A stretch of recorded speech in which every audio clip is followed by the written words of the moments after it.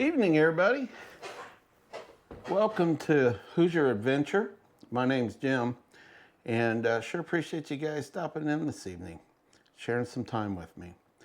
So tonight, we're going to talk a little bit about plastics, jig heads, kind of go over a few things, and by far, again, ladies and gentlemen, I'm not a professional, and I don't want to come across like I am. But if there's a handful of tricks that I can show you guys that works well for me, then that's awesome.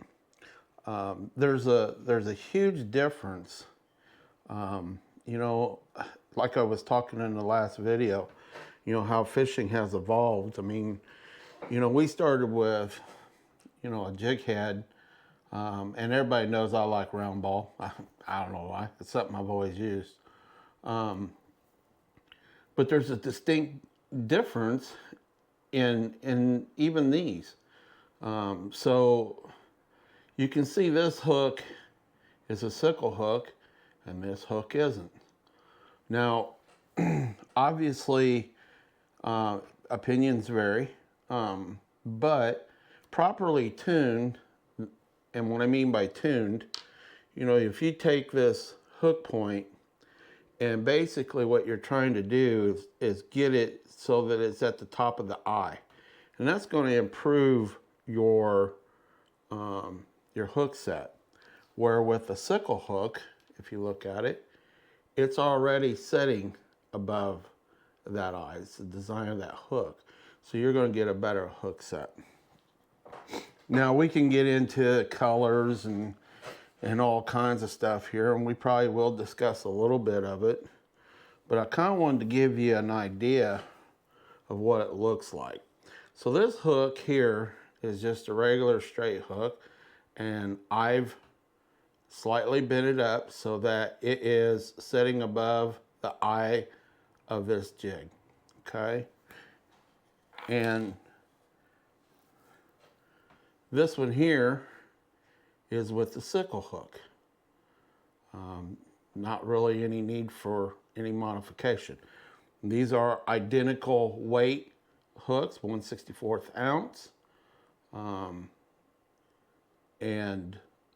Obviously these baits have been modified a little bit, the plastics, to accept that. And what I mean by that is, you know, we've had to cut a couple of rings off of this bait in order for this small of a jig to set, you know, right where that fish's mouth's going to hook in. Now, you know, if you're using 1/16 ounce, 1/32 ounce, you're probably fine. This particular jig comes, I mean, they offer a hook for sale for it. I do have some of them. But to be honest with you, I don't see a lot of difference, really. Now, I will say that this style hook here, if you get it caught, is more likely to bend out and release your jig from the snag than what this hook is. This hook's got a beefy point right here in it, and it just tends to hook in and stay locked in. So when I'm fishing really heavy cover or whatever, this is the style hook that I like to use because, well, don't lose as many jigs. Obviously this stuff costs money. So we talk about size, and in my opinion, size matters. Okay, there's times that, you know, the fish are going to bite on that. This is a 1/32 ounce, 2-inch. But then there's times that this is going to work better. This is a 1/80 ounce with a very small micro jig on it. And for example, well, I was planning on doing a fishing video out on the pond because of the ice is off of it. But the wind was blowing so bad that I couldn't even hear myself think out there, and it was quite chilly. but I made one cast with this, and I made one cast with this one. Okay, which was 1/16 ounce. And I started catching crappie on this one, and I never even got a hit on this one. So there's times where, you know, if you do ice fishing or whatever, those ice fishing jigs and stuff will fish well.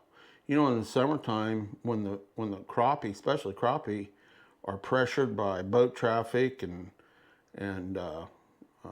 you know, different weather ups and downs and stuff, these micro jigs look like a pretty easy meal to them. Now I had this under a trout bobber, which, if you don't know what that is, see if we can find one.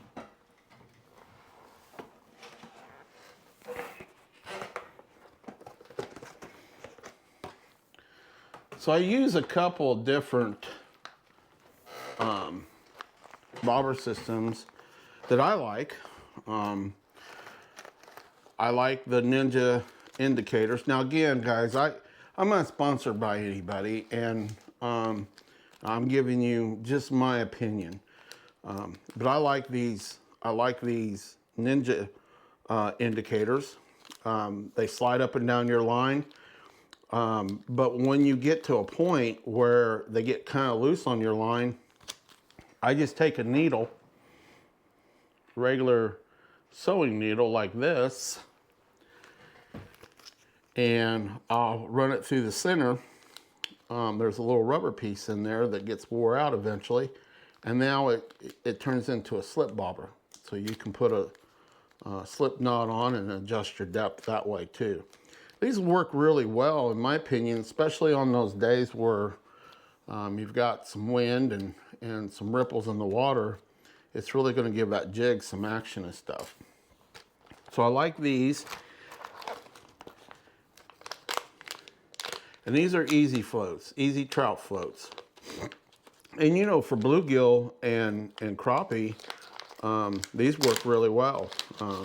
I found anyway. And they're really easy.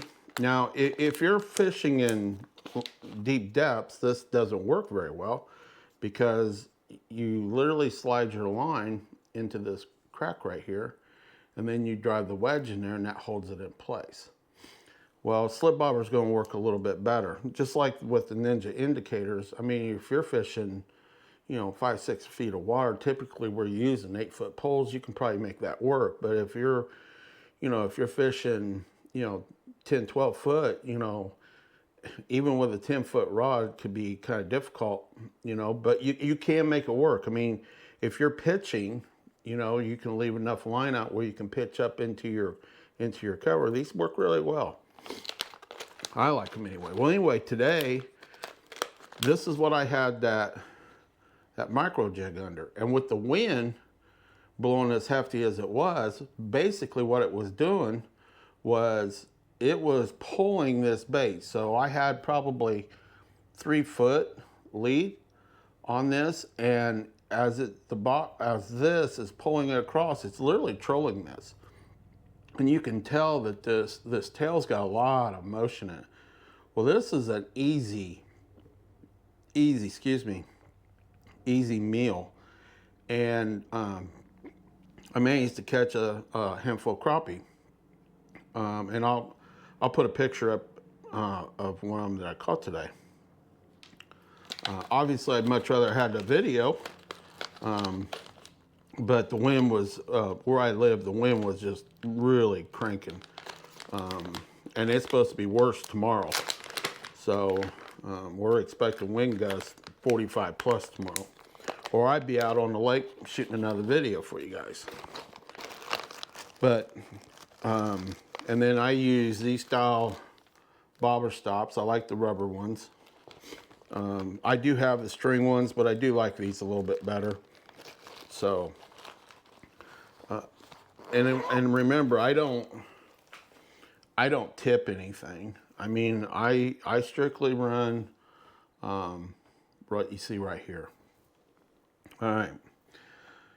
So hopefully, if you guys got any questions on anything I'm doing, or you need more clarification, please feel free to leave me a comment or shoot me an email. I'll do my best.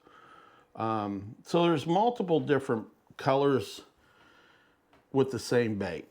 So, you know, here we're talking about this monkey milk color, okay? And this particular jig comes in, you know, multiple different colors, okay? And each color, you know, can work differently on individual lakes. And part of that is just clarity, the type of water you're fishing in. And it's an experiment every time I go out. Am I using this one? Am I taking a tail off? Sometimes just taking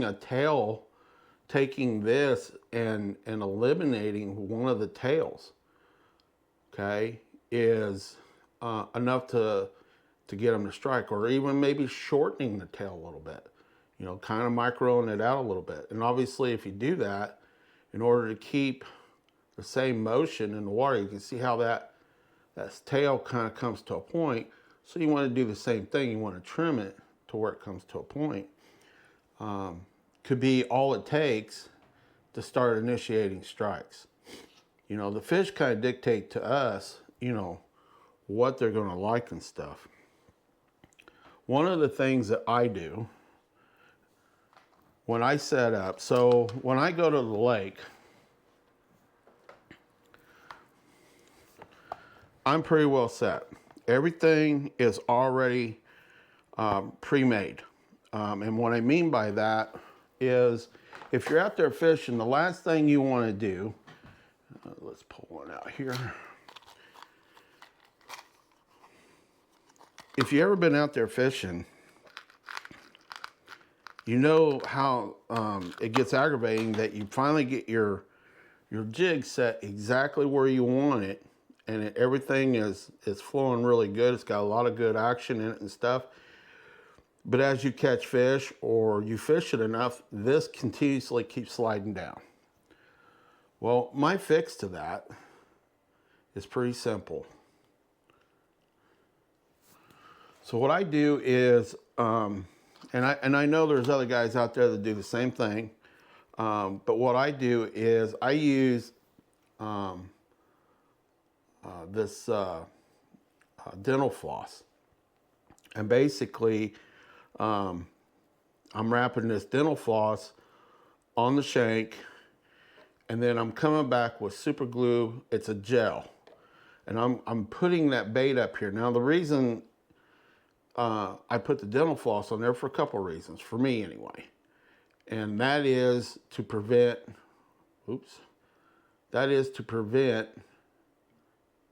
if I need to change it out or bring it home and tune it, put a different jig on it because that one got all tore up that day. This stuff's real easy to take right back off. Okay. There. Now, you don't need to have a vise to do this. I mean, it's obviously nice to have, but you can do this without a vise, or get you a cheap vise. And then I whip finish this on there. Put a couple, like 3 wraps on there, and tie it off and cut my excess off. Now, before I get too carried away about, you know, which jig I'm going to put on there, one of the things I want to do is I want to go ahead and preset it on there. So when I'm putting my stuff together, one of the things I want to do is you want to be dead center of this plastic jig. Okay, dead center. Let me grab something else here. Maybe it'll be a little easier for you to see. So these are some that we make here, and you can see that little tip is on there. Hopefully you can see that.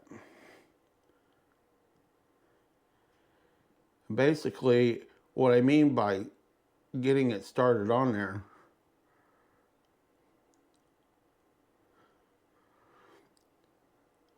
just like this. So this tail's got plenty of action. The hook base is right here at the very base of the jig, okay? Now all I do is I simply pull it back a little bit.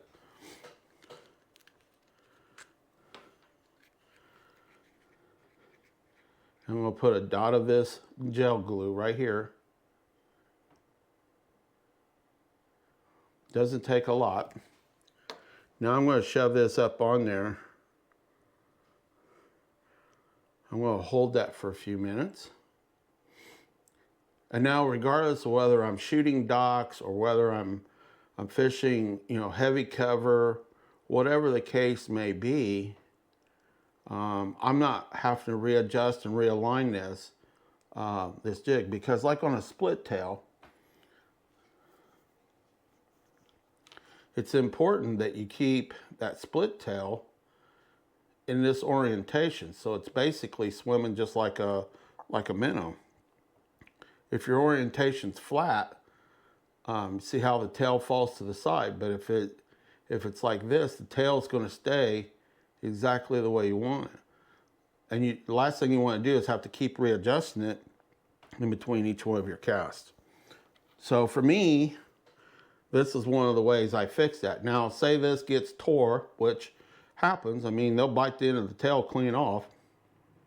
When I come home, what I'll do is I'll take my razor knife and I'll cut down the back of this part right here, extract that off, and then if there's any damage to this waxed material here, the dental floss, then I can cut it off and rewrap it and put a new plastic on there. Okay. So just in the time frame, as you can see, I'm pulling on this and it's not coming off. You'll probably lose more tails doing this because obviously there's no give here now. It's a little spongy, but really when they hammer it, you know, regardless of whether it's a crappie, a bluegill, walleye, whatever. I mean, obviously I do the same setup with my walleye jigs that I'm using plastics on to get that set up in there. You know, different colors, but even on the same style jig head can swim differently because of how you've got it orientated. So if you look here, this one is not quite as far back or as what this one is. This one's sitting a little bit further back, which is going to have a little bit more of a difference in that tail action. So when you figure out, hey, they're hitting, you know, this one, but they're not hitting this one, it could be color, but it could also be how much you've orientated and put this on the jig head, because it does make a difference. So, you know, you have different jigs, same colors, but with different tail actions too. So here's a split tail, but here's the same jig, same color with just a single tail. And there's times where this tail is more than what they want, but yet this thin tail here is enough to entice a solid strike for you. Hopefully all that makes sense. Then we have, you know, tube jigs. So this is a tube jig that's set up. Obviously the weight is funneled inside.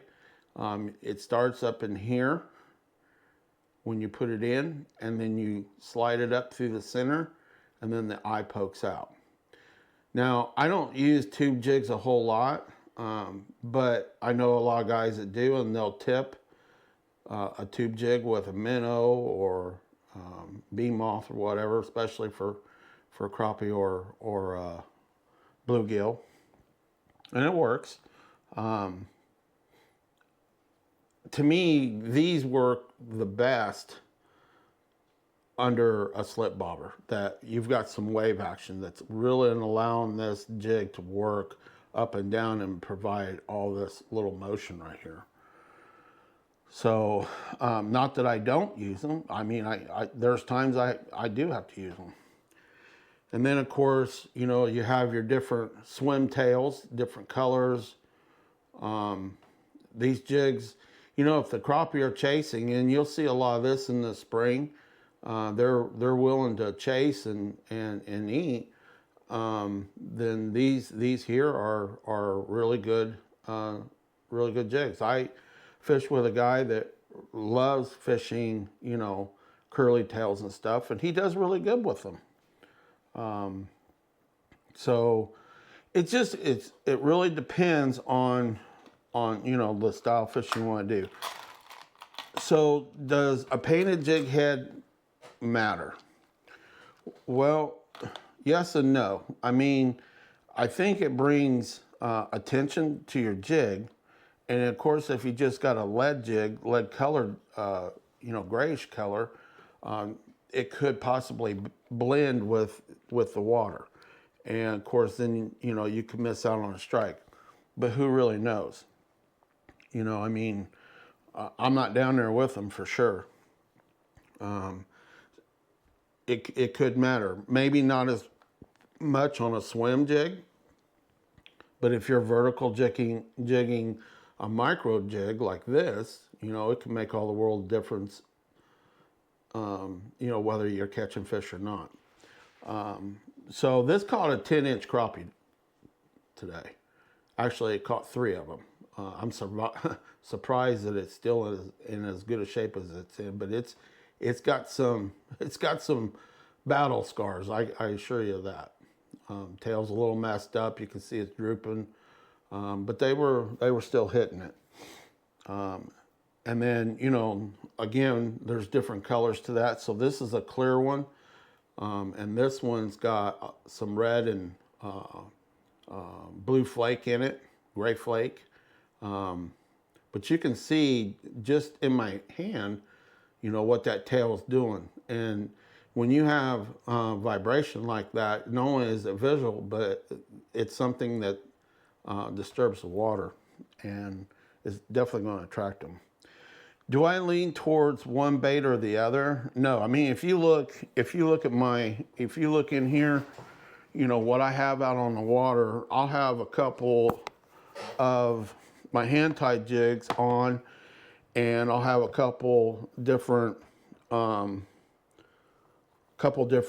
regular jigs, plastic jigs tied on.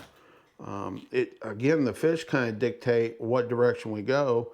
I like having these all pre-done up because it makes it faster and easier for me to switch out. You know, so you know, underspin's the same thing. You can cover a lot of water. And the difference between like a beetle spin and, you know, the underspins that I tie,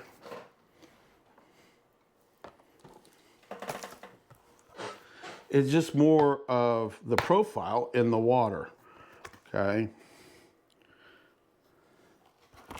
So if you take a look, this has a much smaller profile in the water than, what do I do with it? Laid it down. Oh, there it is. Than a beetle spin. I mean, obviously you can see the footprint's much bigger. Now, does that mean that this won't catch fish? No, it doesn't. But if the fish are not willing to chase and they're looking for a smaller profile bait, then obviously this is going to do much better. You know, it's still got a tail action. It still has a resemblance of, you know, food to them. And so does this, but the footprint is just a little bit smaller. And when you get out there, it's just something that you have to try. I mean, there's no set perimeters. I mean, if you're watching, you know, us out there fishing, I may have to change out, you know, 2 or 3, maybe half a dozen times during the day, because as the day wears on, that can change their feeding habits.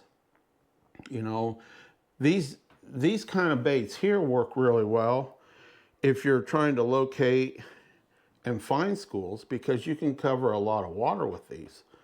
You know, you're pretty much casting and going, casting and going, casting and going. And then when you start catching fish, that's where you want to stop and, maybe put some plastic jigs down there or whatever and see what you can come up with. But hopefully that makes sense. But drastic difference between just even jig heads. I mean, and you can get overwhelmed. You go to Bass Pro Shop, Cabela's, or any bait and tackle shop, you can get overwhelmed. I mean, there's tons of different style hooks and jig heads and stuff, and I try to keep it simple. There's a time and a place for this one. There's a time and a place for this one. If we're fishing heavy cover, I'm using this one all day long. I can bend that hook back and forth several times before I finally, it's got to go, or it'll break off. This one here, if it's, we're not, the fish are more off the structure or above the structure, then this is the best way to go, because I think your catch ratio is going to be much higher, if that makes sense. So I know there's a handful of guys that was asking, what I thought. So that's one reason why I wanted to do a video like this. Again, I don't consider myself a professional. I consider myself somebody very passionate about fishing. So there's different knots for different situations. If I'm casting and bringing this back in, I'm probably tying a polymer knot, trilene knot. But if I'm working a micro jig or any jig under, a slip bobber, a Ninja strike indicator, a trout bobber, it's going to be a slip knot, because I really want the bait to give like it's alive. And I think that slip knot does a very good job of that. I primarily use two different lines. I use a between 2 and 4 pound high vis line, and then I also use, and again, these guys I'm not sponsored by anybody, but I do like these products. And again, everybody has different opinions and things that work for them and their locations and stuff. So I'm not saying that you ought to run out and buy this stuff. But this is braid. I like the braid. It does a lot less line twist. And then if I do use a braid, I like to use a red Cajun between 4 and 6 pound as a leader off of it. Just to shade out as much of the crappie aren't really line oriented. Bluegill can be. I've seen that just in the pond. We'll be fishing with this high vis and switch over to a clear mono line and you start catching fish. So obviously the line makes a difference. I've never really seen it with crappie. Maybe they are, maybe they aren't, but I haven't seen it. And then, I think being versatile between plastic and your hair jigs and stuff is vital. They both give completely different presentations. So I encourage everybody, if you're out fishing and you have the opportunity to have one rod on plastic and one rod on a hair jig like this one, you're increasing your odds of catching fish, because they may bite this when they don't want this, or vice versa. They may want this and not this. So keep an open mind when you're out there and stuff. Hopefully this little trick here helps you guys out a little bit. I started doing this a long time ago. I don't remember who told me about it, but I started doing it a long time ago. And even before I had the vise, I did it by hand. So it's a lot harder to do by hand, and it takes a little bit more time. Obviously, you know, you can buy any cheap vise to do that. And I think these are, you know, this whipping tool, you can probably find them for, you know, $4, $5, $6. So, and it does speed it up. So anyway, that's tonight's video. I really wanted to show you, and here's the end result with this plastic. So you can see it's on there. It's not going to slip up and down. But be prepared to put a lot of tails on. And this works, you know, if you're shooting docks, because of how we have to hold this, as we're pinching this and drawing back, it's going to help hold that bait in place. And you're not, you know, when you shoot it underneath there, it's not sliding down and affecting your chances of catching a fish. And the other thing too is you know, buy what you can afford. You know, there was a young man that hit me up on the Facebook and was asking me what rods I prefer. And I've been a Daiwa reel guy since I was a little kid. That's what my grandfather started me out on, so that's all I've ever bought. But that doesn't mean that, you know, other reel manufacturers, I got a couple South Bends and stuff. I like those. I have a Luz, and the same for rods. I like B&M. If I'm dock shooting, I like B&M sharpshooter rods, but a lot of people can't afford them. I mean, that's, I don't know, probably $60, $70 rod. You can still go to Walmart and buy, you know, a medium light rod and just check the backbone. And what I mean by that is bend it around, and if it feels pretty solid, once you get like 3/4 of a bend in it, it's going to work for you. You know, you can spend, you know, $15, $20 and still accomplish what you're trying to do. Just like with a reel. I mean, nobody says you got to have, you know, $150 reel. I mean, you can, I for years when I was a kid, I fished with, you know, even a Zebco 808. You can actually, you know, use that. There's nothing wrong with them. You know, as I've gotten older, my toys have gotten a little bit more expensive, but I still try to fish within a budget, and not go hog wild, so to speak, when I'm out there, you know, buying stuff. I don't buy a lot of plastics because we make them. I don't buy any jigs.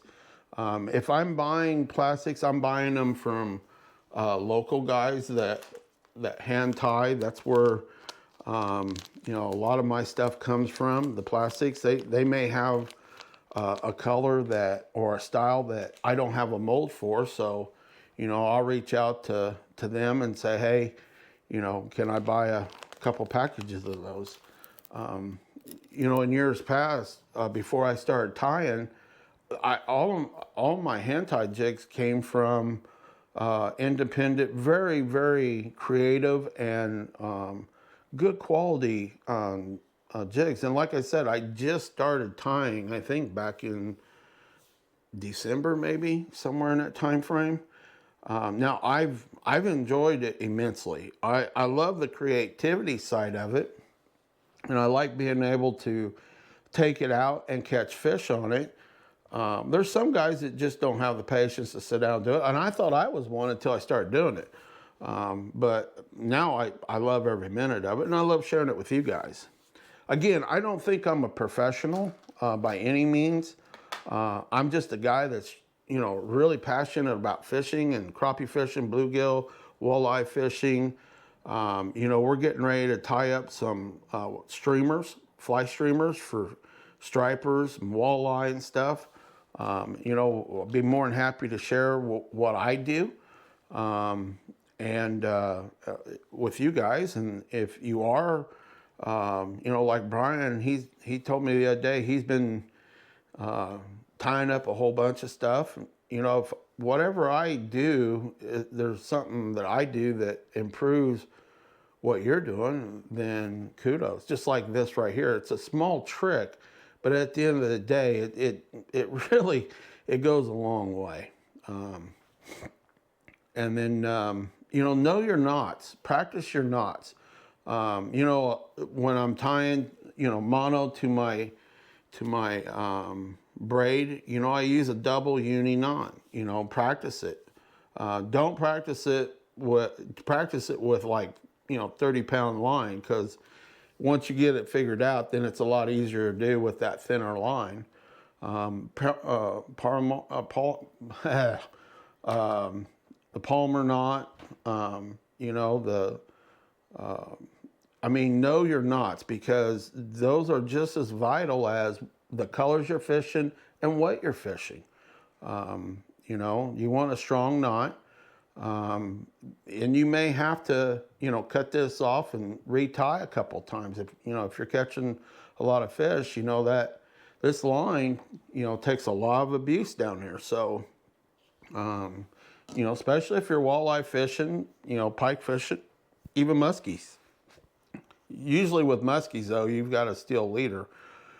But still, the line's got some stretch and give, and it's only going to take so much. So I always, try to manage that as best I possibly can, because it never fails. It's the big one that snaps it, and you didn't get a picture and you didn't get it on video, and, well, it just doesn't exist. That's one of them stories around the campfire you can tell all day long, and nobody's going to believe you. But hopefully you guys got something out of this tonight. I appreciate everybody. We are sitting, I think, at 48 subscribers. So we're real close to the 50. We've only got a few days left of February. And I was hoping that we could hit 100 by the end of this month. We might miss that goal. Hopefully we don't. If we do miss that goal, Rebecca and I, my wife, and I have been talking about maybe we just go ahead and do the 100 subscriber giveaway, no matter where we're sitting, because this is literally kind of like our first whole month with the channel and stuff, and just show some appreciation to all of you that take time out of your day to spend with me and her, and hopefully our grandkids for long, and our fishing trips. And again, this channel was designed and built for you guys to be as much involved with us as possible. So, if there's an opportunity for you to go fishing with us, we'd love to have you. And please, if reach out to me, and hopefully we can get something set up. We do have some new 4-inch stickers coming that we'll be able to pass out when we're out and about. We do now have the business card that's going out and around to everybody, so that we can let everybody know about the channel. And again, our goal is 1,500 by the end of the year. I think as we get into the fishing and the cooking and those kinds of videos and stuff, I think that's going to help. Right now we've been basically tying jigs and stuff and kind of going over tackle and lines and things like that, which is a very smaller audience, but we want to get as a much larger audience and stuff. So with that being said, I want to thank everybody for spending your evening with me. And again, if you've got any questions, feel free to drop a comment or even shoot me an email. I do answer every comment. I read every comment. I try to respond to every comment. In fact, I think I have responded to all the comments. I enjoy that. Enjoy meeting all the new people and stuff. And hopefully here soon, Mother Nature will just get us over the hump. We'll get the nitro out, and we'll start fishing and bringing some fish in. So with that being said, if you don't mind, please like and subscribe. It helps the channel out tremendously. And we greatly appreciate it, more than you know. And hit that notification bell so you know when we're posting a video. And we'll continue to grow the channel as a family and friends. So good night, everybody. Be safe, and as always, be kind. Good night.